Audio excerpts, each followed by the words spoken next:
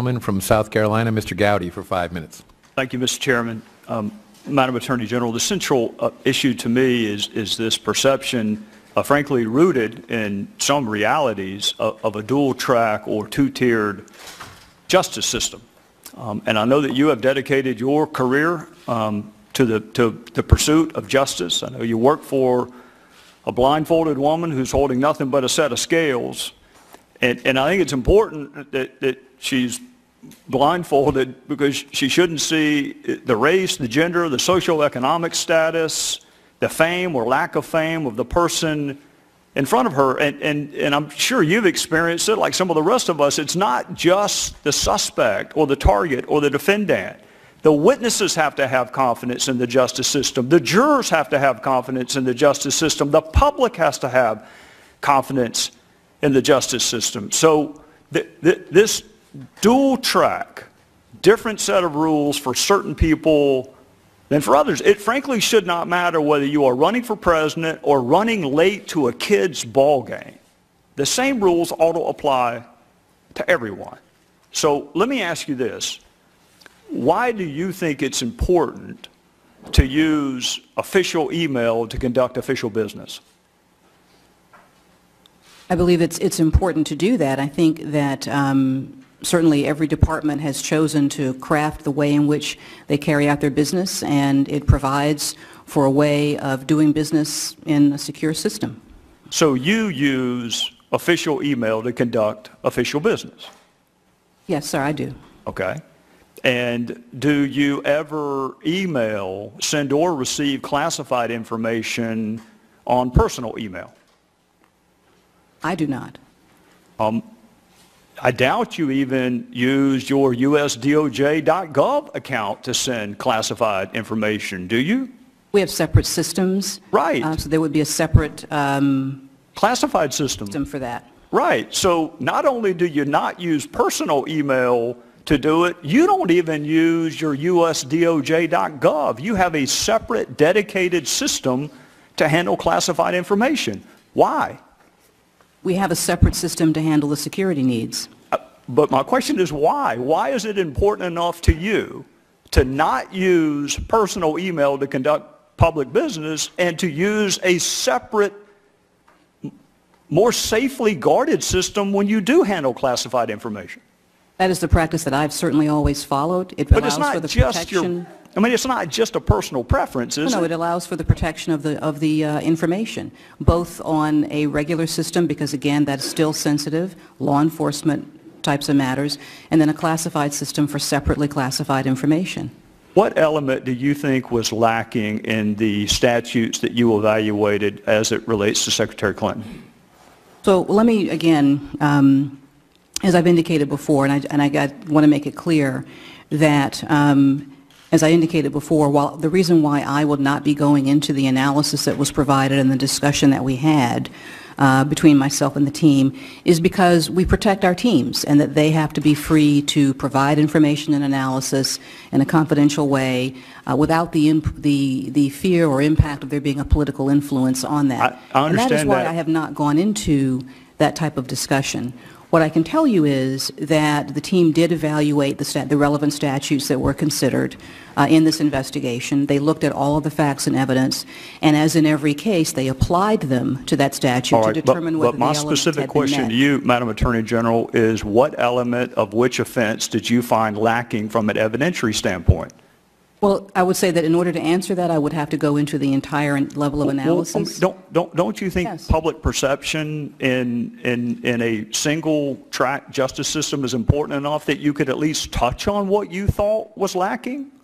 Congressman, in this case, we have taken the unusual step of discussing it in ways that the Department typically does not, in order to provide more clarity into this situation. And while I understand that it is frustrating to a number of people, civilians as well as members of this body alike, we have taken extraordinary steps to discuss this matter in ways that typically we do not, Let me ask you this. When charges are not brought.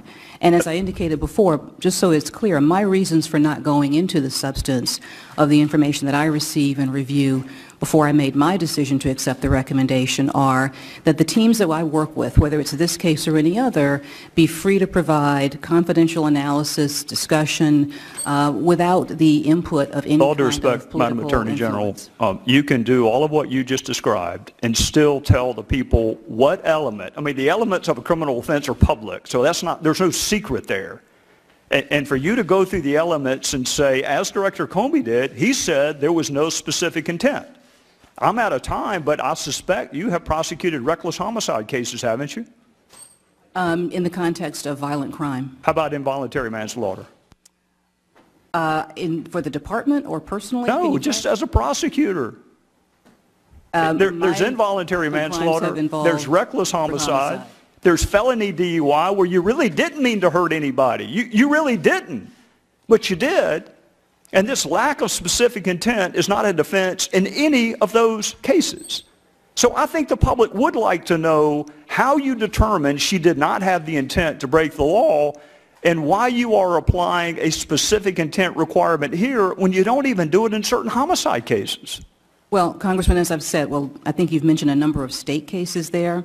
But as I've said, the reason why I am not going into the discussion I had and providing that particular level of information, although the FBI director did choose to do so, is that the information the team provides to me on this or any other case has to be given in a zone of confidentiality so that they can be clear and sure that there's never a political overtone to their decisions, nor will I apply one in accepting their decisions. That's why we have taken the unusual steps of providing greater information, as frustrating as that has been for a number of people to have additional information. That's why I took the unusual step of clarifying my role in this investigation. Well, I'm out of time. The only thing I find frustrating is that even after this and Director Comey, people still believe that if you are famous, there's a different set of rules than if people don't know your name. And I think you're missing a wonderful opportunity to say with specificity which evidentiary element you found lacking. So Congress can go fix the statute if you think we need to, but right now, we have no idea whether or not a President Lynch could do exactly what Secretary Clinton did or whether President Clinton could do exactly what Secretary Clinton did. And I think that lack of clarity is bad for the Republic, quite frankly. From South Carolina, Mr. Gowdy. Thank you, Mr. Chairman. To the families of the victims, it's been 8 months. And I know that there are those who have said that's a long time ago. But the good news is there is no statute of limitations when it comes to finding out the truth, particularly for those who have served and sacrificed and died under our flags. So, Mr. Hicks, let's find out the truth. The president of Libya responded to the attack and labeled it an attack by Islamic extremists, possibly with terror links, correct? Yes, sir. So hours after our ambassador and 3 others are killed in Benghazi, the president of Libya says it was an attack with possible terror links, correct? Yes, sir, that's what I recall. Did the president of Libya ever mention a spontaneous protest related to a video? No, sir. When Ambassador Stevens talked to you, perhaps minutes before he died, as a dying declaration, what precisely did he say to you? He said, Greg, we're under attack. Would a highly decorated career diplomat have told you or Washington had there been a demonstration outside his facility that day? Yes, sir, he would have. Did he mention one word about a protest or a demonstration? No, sir, he did not. So fast forward, Mr. Hicks, to the Sunday talk shows and Ambassador Susan Rice. She blamed this attack on a video. In fact, she did it 5 different times. What was your reaction to that? I was stunned. My jaw dropped, and I was embarrassed. Did she talk to you before she went on the 5 Sunday talk shows? No, sir. You were the highest-ranking official in Libya at the time, correct? Yes, sir. And she did not bother to have a conversation with you before she went on national television? No, sir. So Ambassador Rice directly contradicts the evidence on the ground in Libya. She directly contradicts the president of Libya. She directly contradicts the last statement uttered by Ambassador Stevens. Mr. Hicks, who is Beth Jones? Beth Jones is the Acting Assistant Secretary for Near Eastern Affairs at the State Department. I want to read an excerpt from an email she sent, and you were copied on it. And by the way, Mr. Chairman, for our colleagues who like to trumpet bipartisanship, this would be a wonderful opportunity to demonstrate it. Some of these emails, even though they're not classified, have not been released, Mr. Chairman, including the one that I'm going to read from. So for my colleagues who trumpet bipartisanship, this would be a wonderful time to prove it. This is from Ms. Jones to you, to counsel for Hillary Clinton, to Victoria Nuland, to Mr. Kennedy, near as I can tell, to almost everyone in the State Department, and I'm going to read from it. I spoke to the Libyan ambassador and emphasized the importance of Libyan leaders continuing to make strong statements. By the way, Mr. Hicks, this email was sent on September the 12th, the day after Benghazi, and several days before Ambassador Rice's television appearance. And I'll continue. When he said his government suspected that former Gaddafi regime elements carried out the attacks, I told him that the group that conducted the attacks, Ansar al-Sharia, is affiliated with Islamic terrorists. Let me say that again, Mr. Hicks. She told him, the State Department, on September the 12th, days before our ambassador went on national television, is telling the ambassador to Libya, the group that conducted the attacks, Ansar al-Sharia, is affiliated with Islamic terrorists. Mr. Hicks, I want to know two things. Number one, why in the world would Susan Rice go on 5 Sunday talk shows and perpetuate a demonstrably false narrative?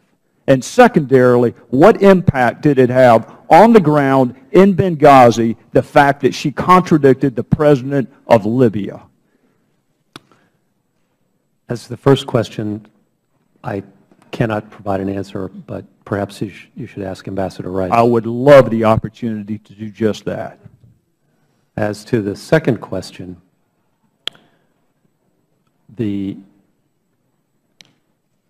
at the time we were trying to get the FBI to Benghazi to begin its investigation. And that talk show actually provided an opportunity to make that happen. Afterwards, we encountered bureaucratic resistance for a long period from the Libyans. The Libyan government at this time is not very deep. President, Prime Minister, Deputy Prime Ministers, ministers, all capable people. Some vice ministers as well. And it took us an additional see, my math's not very fast these days, maybe 18 days to get the FBI team to Benghazi. So the crime scene was unsecured for 18 days? Yes, sir. Witnesses were not interviewed? If the gentleman would please finish up, we're going to try and move along. Yes, I will move on. We will finish this if there is a second round. Thank you, Mr. Hicks.